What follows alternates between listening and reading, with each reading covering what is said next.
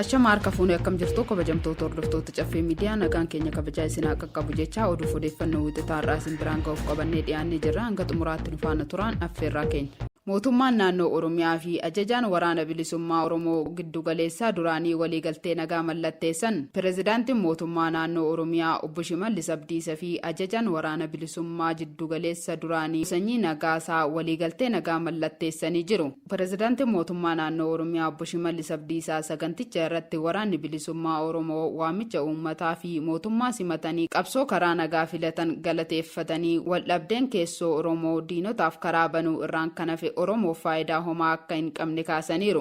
Duraan dursee waraanni bilisummaa Oromoo murtee kana waamicha uummanni Oromoo dhiyeesse fudhachuudhaan murtee olaanaa kana gaggeessuudhaan gootummaadhaa olii waan raawwattaniif maqaa kiyyaaf maqaa mootummaa naannoo Oromiyaatiin galatoomaa ulfaadhaa isin jechuun barbaada. Uummanni keenya qabsoon itti nafne bu'aa ba'iin itti nafne waggoottan darbe jaarraa darbe aarsaan mana jedhamne uummanni keenya kaffalee jira. Warri siyaasa Oromoo taphatan garuu wareegama uummata keenyaa bilchinaan ga'umsaan sadarkaa barbaadamutti ceessuu waan dadhabaniif uummanni Oromoo gaaga'amaaf salphinaaf rakkoo amma hin jedhamneef saaxilamaa tureera.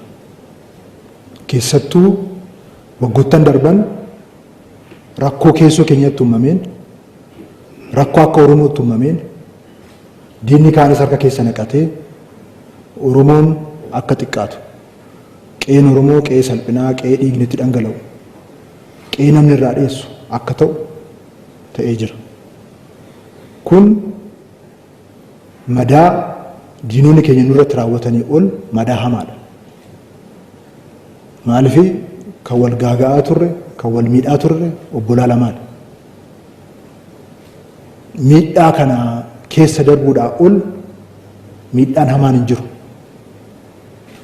Miidhaan kun immoo olee bulee Oromoo diigumsaaf salphinaaf Oromoo diina biraatiif akka saaxilu shakkii tokko hin jiru. Oromoon qabsaa'ee waan keessa darbee dhufe kana akka duubatti deebisu shakkiin tokko hin jiru. Akkuma lafee saatawwaadhaan cabsu jedhame Oromoo Oromoodhaan cabsuudhaaf warri kaanis harka keessa naqatanii rakkoo hamaatiif Oromoo saaxilaat kan turan. Gaafa nagaan Oromoo bu'uudhaaf deemu jedhame Oromoon haati Oromoo abbaan Oromoo jaarsoleen biyyaa hunduu hin gammadaa. Warri diinota Oromoo immoo boo'ichaa taa'u jechaadha akkuma hundi keessan beektan. Boqonnaan kun cufamuunsaa qabsoo Oromoo sadarkaa olaanaatti ceesisa. Hiree Oromoo sadarkaa olaanaatti ceesisa. Garaagarummaa siyaasaa saba tokko keessa jiraachuusaa waan gaarii. Afaan qawweetiin garaagarummaa siyaasaa hiikutu rakkoo ta'a. Keessattuu immoo yoo gabrummaa taate garuu maal godhu? Gabrummaa ta'uu dhibee obboleewwan lamaan gidduutti yeroo ta'u rakkoo guddaa ta'a. Akka akkas hin taane gochuudhaan garaagarummaa siyaasaa karaa ammayyaa ta'een gaggeessuun ammayyummaadha.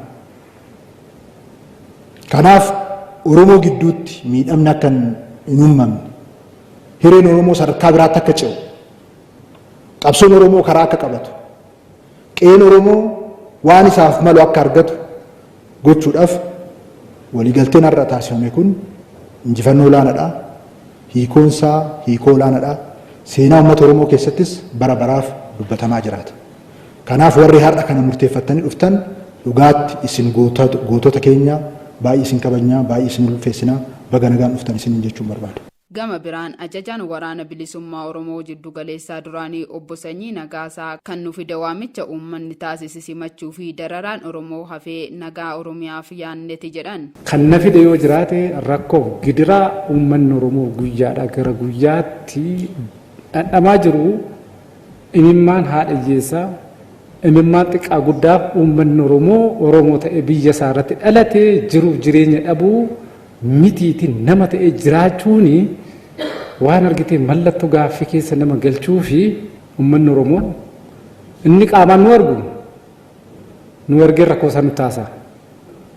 Ka qaamaan nu argine namoonni hundi akka beektan dhiirri otoo nafiin dubartiin otoo nafiin jaarsi otoo nafiin jaartiin otoo hin nafiin collee luugamee qotiyyoo camadee gaammee baasee akka aadaatti waan biraan gaafannee garaagarummaa siyaasaa qabdu qabaachuu dandeessu nuuf jedhaati waaqaaf jedha lafaaf jedha rabbiif jedhaati dubartiin armaaf jedhiiti gudeeda kootiif jedhiiti rakkoo qabdan qawweeni miti karaa siyaasaa qawweeni miti wal bira taa'aati fudhadhaa jechi jedhu suni nama beekuuf imaana guddaadha. Keeniyaa fi Ugaandaan wal dhabdee Itoophiyaa fi Somaaliyaa gidduu jiru jaarsummaan furra jedhan. Pireezidaantiin Keeniyaa Wiiliyaam Ruuto, pireezidaantiin Ugaandaa Yuweerii Museveenii waliin ta'uudhaan wal dhabdee Itoophiyaa fi Somaaliyaa jaarsummaan xumuruuf akka gidduu seenan himan. Reuters akka gabaasetti wal dhabdee naannoo gaanfa Afrikaa tasgabbii dhabsiisuu danda'a jedhamee sodaatamu kana biyyoonni Afrikaa ba'aa akka Keeniyaa fi Ugaandaa araarri akka bu'uuf jedhan. Finciltoota Alqaayidaa waliin hidhata qaban loluuf loltoota kumaatamaan lakkaa'aman Somaaliyaa keessaa kan qabdu Itoophiyaan erga walii galtee ulaa galaanaa biyya Somaaliyaa irraa adda baatee birmadummaa ishee labsatte Somaaliilaandii waliin baatii amajjii 2024 keessa mallatteessitee as Somaaliyaa fi Itoophiyaan waldhabdee keessa galaniiru. Waldhabdee sana hordofuun Masriin Somaaliyaa akka tumsitu ibsitee deeggarsa Somaaliyaaf gochaa jirti. Biyyi Itoophiyaa fi Masrii waliin hariiroo gaarii qabdu Turkiin waldhabdee Itoophiyaa fi Somaaliyaa gidduu ture furuuf yaalii taasiftus hanga yoonaa rakkoo kana furuun hin danda'amne. Wiiliyaam Ruutoon walgahii hooggantoota biyyoota naannawaa irratti akka himanitti nageenyi Somaaliyaa tasgabbii naannawa gaanfa Afrikaa misooma fi daldaltootaaf haala mijeessuu keessatti gahee guddaa waan qabuuf nageenya kana dhugoomsuuf kan hojjetan ta'uu ibsan. Joo Baayiden ilma isaaniitiif dhiifama taasisuun gabaafame. Pireezidaantiin Ameerikaa Joo Baayiden ilma isaanii Heentar Baayiden meeshaalee waraanaa fi taaksiin shakkamee adabamuuf tureef dhiifama taasisuun dhaga'ame. Abbaan ilmaaf dhiifama gochuun kun Ameerikaatti ijoo dubbii ta'uun ibsameera. Heentar Baayiden fulbaana darbee himannaa gibiraa irratti dhiyaatee ilaalchisuun balleesseera jedhee kan ture yoo ta'u, himannaa biraan ammoo qoricha sammuu adoochuu fayyadamuu fi meeshaa waraanaa qabachuun yakkamaadha jedhame. Heentar nama osoo abbaan isaa pireezidaantii biyya Ameerikaa ta'ee jiru yakkamaa ta'uun isa jalqabaati. Pireezidaantiin Joo Baayiden ibsa baasaniin ilmi isaanii qofaa ba'ee miidhaan irra ga'eera kun ammoo gaaga'ama haqa keessatti mul'atudha jedhan. Ilmi koo Heentar dhiifamni akka taasifamuuf mallatteesseera. Erga aangoo qabadhee murtee haqaa keessa seenee hin beeku jechaan ture. Mucaan koo seeraan ala yoo himatamu argaa waadaan gale eeguuf jecha calliseera jedhan. Himanni Heentar irratti dhiyaate sirrii waan hin turreef dhiifamni akka godhamuuf taasiseera jechuunis dubbatan. Joo Baayiden ilma isaaniitiif dhiifama gochuu hordofee pireezidaantii haaraa ta'uun kan filataman Doonaald Tiraamp dhiifamni Baayiden ilma isaaniitiif taasisan haqa qabeessaa miti jechuun qeeqaniiru. Doonaald Tiraamp kana dura wayita pireezidaantii turan namoota 100 oliif dhiifama taasisaniiru jedhame.